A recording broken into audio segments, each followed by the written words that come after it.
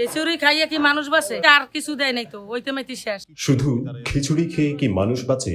হাসিনা বেগমের এমন প্রশ্নের উত্তর আমরা দিতে পারিনি। বন্যা পরবর্তী সময়ে নিজের ভাঙা ঘরের সামনে দাঁড়িয়ে আক্ষেপ ঝাড়লেন গত ৩০ বছর যাবৎ বান্দরবানে স্থায়ী বসবাস করা এই মহিলা। এখানে একটা ঘর ছিল, ঘরটা চলে গেছে, একবার কিছু নেই। ওই দেখেন সব এই কয়টা কাঠমাট পাইছি পানির নিচে, আরগুলো সব চলে গেছে। পার্বত্য বান্দরবানে বন্যার পানি ও ভারী বর্ষণ বিদায় নিলেও রয়ে গেছে ধ্বংসযজ্ঞের স্পষ্ট ক্ষত। বিশেষ করে সাঙ্গু নদীর তীরবর্তী এলাকার বাসিন্দারা পড়েছেন চরম বিপাকে। ঘরবাড়ি হারিয়ে এখন পুনর্বাসনের দাবি তাদের। ঘর সব তোলাই গেছে, ভাঙা চুরিয়ে গেছে পানির স্রোতে। এখন পরিষ্কার করতে আছে আর কি। আমি রাজার কাজ করি, হ্যাঁ জোগাড়ি কাজ করি। আমরা পরিবারের 5 সদস্য আছে আর কি। নদীর পাড়ে যে ঘরগুলো আছে প্রতিটি ঘর ভেঙে গেছে। এখন যে আমরা যে ঘর বাড়ি যে তুলবো ওরকম আমাদের আর্থিক অবস্থা নাই। আর আমাদেরকে যদি একটা পুনর্বাসন করে দেয় সরকার, হ্যাঁ, তাহলে হয়তো আমরা সেখানে গিয়ে আমরা থাকতে পারবো এবং আমাদের ছেলেমেয়েদেরকে একটা ভালো শিক্ষা দিতে পারবো। চলতি মাসের 14 জুলাইয়ের পর থেকে বান্দরবানে বৃষ্টি ও বন্যার পানি কমতে শুরু করেছে। পানি নামার সাথে সাথেই দৃশ্যমান হয়েছে ক্ষয়ক্ষতির বাস্তব চিত্র। বান্দরবান সদরের মধ্যমপাড়া এলাকায় সাঙ্গু নদীর তীর ঘেঁষে বসবাসকারী পরিবারগুলোর ঘরে এখন শুধুই কাদার আস্তরণ। নদী থেকে উপচে পড়া মাটি ও পলি জমেছে বসত ঘরে। অন্যদিকে যে বিদ্যালয় আশ্রয় কেন্দ্রে তারা বন্যাকালীন সময়ে অবস্থান করছিল, পরীক্ষার কারণে সেখানে আশ্রয় নেওয়া সবাইকে পাঠিয়ে দেওয়া হয়েছে নিজ নিজ ঠিকানায়। তাই নদীর উপচে পড়া মাটি সরিয়ে আবারও ঘরগুলোকে কোনো মতে বসবাসের উপযোগী করার আপ্রাণ চেষ্টা চালাচ্ছেন এখানকার স্থানীয়রা। স্থানীয় বাসিন্দাদের অভিযোগ, জনপ্রতিনিধি ও প্রশাসনের পক্ষ থেকে তাৎক্ষণিক খিচুড়ি বিতরণ করা হলেও কোনো দীর্ঘমেয়াদী খাদ্য সহায়তা কিংবা শুকনো খাবার তাদের কাছে পৌঁছায়নি।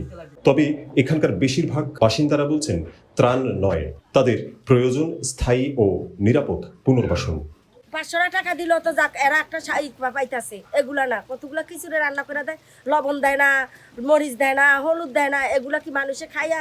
এগুলা মানুষে আরো পেটে ডায়রি হয়ে যায়। এগুলা না দিয়ে আমাদের 500 করে টাকা দেখ, নাইলে 5 কেজি চাল দেখ, ওগুলো তো খাইতে পারে। কোনো কিচ্ছু দেয় না। খাবার খালি স্কুল থেকে, ওই পৌরসভার থেকে 1 পা মুড়ি, 1 প্যাকেট বিস্কিট আর একটা পানির বোতল দিছে। এর দূরে শুকনা খাবার দিছে, আর কোনো খাবার দেয় না আমাদেরকে।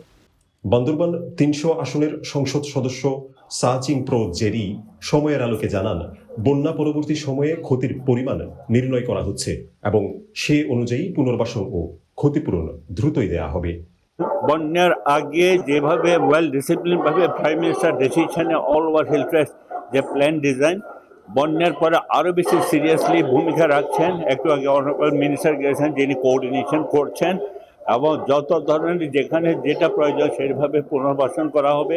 যারা ক্ষতিগ্রস্ত হয়েছে তাদেরকে সেইভাবেই প্রোভাইড করা হবে। এটাকে অ্যাসেসমেন্ট হচ্ছে ডেপুটি কমিশনার সেন্ট্রালাইজ করে উপজেলা করে যে সমস্ত ক্ষতিগ্রস্ত ফ্যামিলি এবং শস্য ভাণ্ডার ক্ষতিগ্রস্ত হয়েছেন তাদেরকে সহজ শর্তে ঋণ দেওয়া হবে এবং ড্যামেজ বেশি কম যারা অ্যাকর্ডিং টু ক্রাইটেরিয়া সেভাবে ফিডব্যাক দেওয়া হবে। এদিকে বন্যা কবলিত এলাকার বাইরে সড়ক যোগাযোগ ব্যবস্থার চিত্র এখন পুরোপুরি স্বাভাবিক নয়। বান্দরবান সদর থেকে থানচি সড়ক জুড়ে এখনও দৃশ্যমান একাধিক পাহাড় ধসের ক্ষত। তবে বাংলাদেশ সেনাবাহিনী ও স্থানীয় প্রশাসনের অক্লান্ত পরিশ্রমে সড়ক সচল রাখা সম্ভব হয়েছে। এই প্রতিবেদন প্রকাশিত হওয়াকালীন যাত্রীবাহী বাস ছাড়া অন্যান্য সব ধরনের হালকা ও মাঝারি যান চলাচল স্বাভাবিক রয়েছে।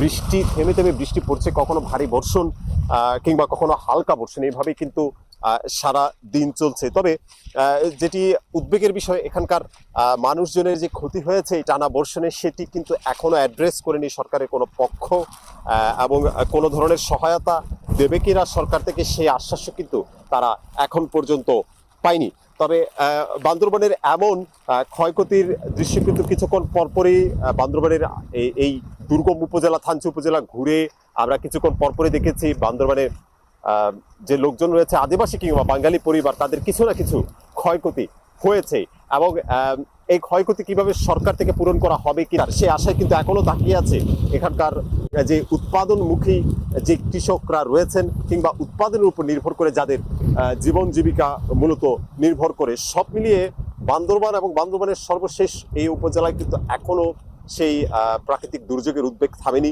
বৃষ্টি টানা বর্ষণ থেমে গেলেও কিন্তু এখনো এখানে থেমে থেমে ভারী বৃষ্টি দেখা দিচ্ছে, বজ্রপাত, মাঝে মাঝে বজ্রপাত দেখা দিচ্ছে এবং তুমুল বাতাসও কিন্তু বইছে সারাদিন ব্যাপী। বান্দরবান থেকে মোহাম্মদ আকিল।